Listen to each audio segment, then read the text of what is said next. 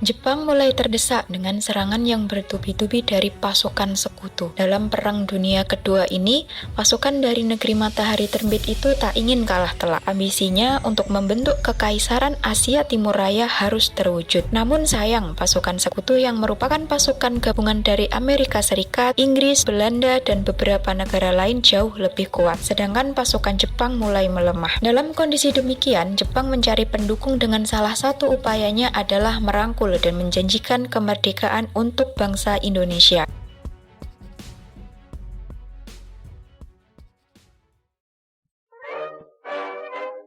Untuk merealisasikannya, Jepang membentuk lembaga yang diberi nama Badan Penyelidik Usaha-Usaha Persiapan Kemerdekaan atau yang disingkat BPUPK. Tugas BPUPK adalah membuat rencana dan menyiapkan segala hal yang diperlukan untuk menjadikan Indonesia merdeka. BPUPK didirikan pada tanggal 29 April 1945 di bawah pimpinan Rajiman Widyodiningrat, seorang dokter yang pernah menempuh pendidikan di Belanda, Inggris, Perancis, dan Amerika.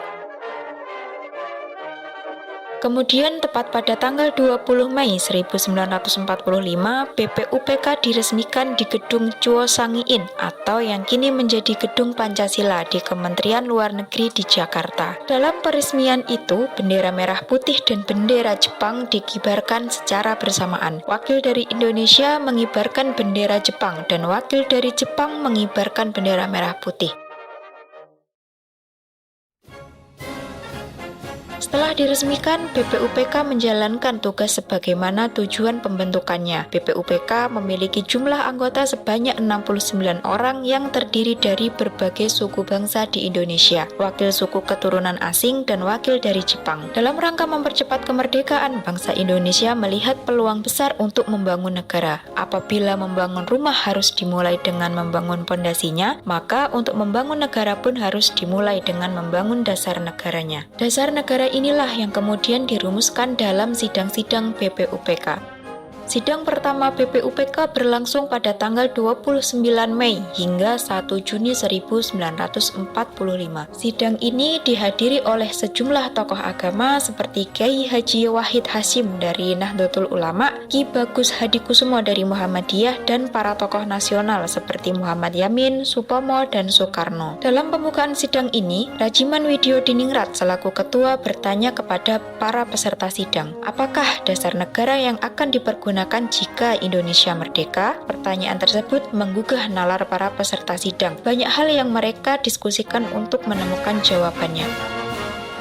Pada tanggal 29 Mei 1945, Muhammad Yamin dalam pidatonya menyampaikan gagasan tentang dasar negara. Disusul kemudian dengan pidato dari Supomo pada tanggal 31 Mei. Pada tanggal 1 Juni, tepat hari terakhir sidang, Soekarno menyampaikan gagasannya tentang dasar negara. Ia mengusulkan 5 hal yang menjadi dasar negara, yaitu kebangsaan Indonesia, internasionalisme atau perikemanusiaan, mufakat atau demokrasi, kesejahteraan sosial, dan ketuhanan yang Maha Esa.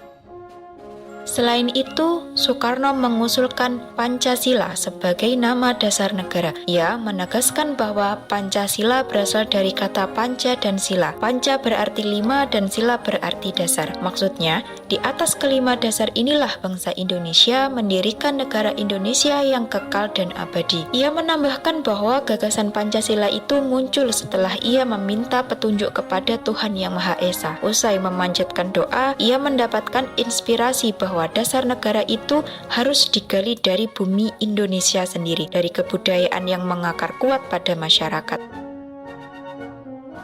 Gagasan yang disampaikan Soekarno ini pun mengakhiri perjalanan sidang BPUPK. Tepat pada hari itu, semua peserta sidang sepakat dengan nama Pancasila. Tanggal inilah yang kemudian dijadikan sebagai hari lahir Pancasila, 1 Juni 1945.